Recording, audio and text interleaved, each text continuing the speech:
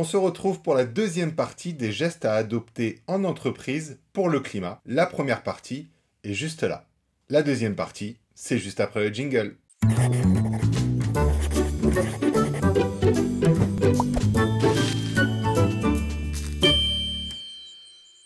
Bonjour à tous, bonjour à toi, bienvenue sur les tutos responsables. On se retrouve pour la suite de notre série de vidéos sur comment agir pour le climat en entreprise. Dans la première vidéo, tu as vu comment t'informer correctement. Et dans cette seconde vidéo, on va voir les actions gratuites que tu peux mettre en place au sein de ton entreprise. Il y en a beaucoup. Donc cette seconde partie sera en 2 vidéos également. Et on commence de suite. Première chose à mettre en place dans ton entreprise de manière gratuite, encourager les éco-gestes du quotidien. Alors c'est quoi un éco-geste? L'ADEME, l'Agence de l'environnement et de la maîtrise de l'énergie, a publié en 2019 une liste des éco-gestes que tu dois utiliser dans ton entreprise. On t'en a sélectionné quelques-uns à titre d'exemple. Tu vas pouvoir paramétrer tes ordinateurs pour qu'ils passent en veille plus rapidement ou tout simplement qu'ils passent en veille. Certains ordinateurs restent allumés une éternité alors que personne ne l'utilise. Pareil, tu vas pouvoir désactiver les écrans animés qui empêchent un ordinateur de se mettre en veille aujourd'hui. On va te recommander d'utiliser plus souvent la visio afin d'éviter certains déplacements qui vont être inutiles, ne pas mettre la climatisation à moins de 26 degrés dans tes bureaux, faire du covoiturage entre collègues, limiter le gaspillage, etc.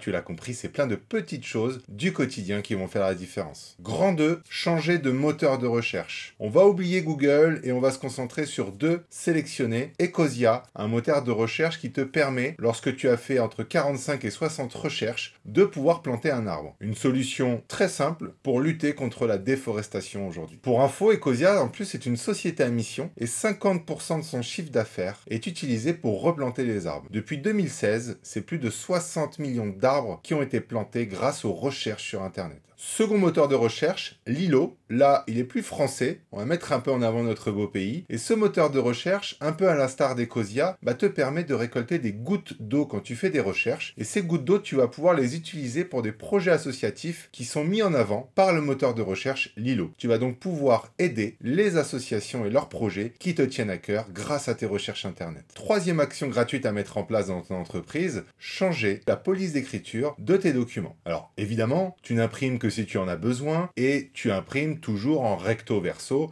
sauf vraiment cas obligatoire qui peut être lié par exemple à ton métier. Mais on va pas se mentir, la majorité des documents qu'on imprime aujourd'hui dans l'entreprise ont une police par défaut, c'est très souvent Arial d'ailleurs, et on l'imprime sans trop se soucier de cette police de caractère. On va te proposer 3 polices que tu peux utiliser qui vont te faire des économies d'encre et donc de budget. La première, c'est Riman Eco. Il semblerait qu'elle te permette d'économiser environ 33% d'encre, contrairement à une police type Arial. La seconde, c'est EcoFont. Là, tu vas pouvoir économiser 25% d'encre. Et la troisième, elle est plus connue et déjà sur tous les ordinateurs, c'est Century Gothic qui va te permettre d'économiser jusqu'à 30% d'encre. Pour la petite anecdote, tu as l'université du Wisconsin aux États-Unis qui a changé justement, qui est passé de Arial à Century Gothic et qui annonce faire plus de 6 000 € d'économie d'encre par an. Bravo messieurs dames. Et si jamais tu veux vraiment conserver ta police actuelle, sache que EcoFont te propose une licence entre 7 et 10 € par an qui te permet de transformer ta police actuelle en gardant son esthétique mais en la rendant moins coûteuse en encre lors de son impression. Et le gain que tu vas avoir avec cette économie d'encre sera évidemment supérieur au coût de la licence, 7 à 10 € par an, c'est quand même pas grand chose. Et pour finir, sache qu'imprimer avec un gris noir, donc 85% de noir, te permet d'économiser 50% de ta cartouche d'encre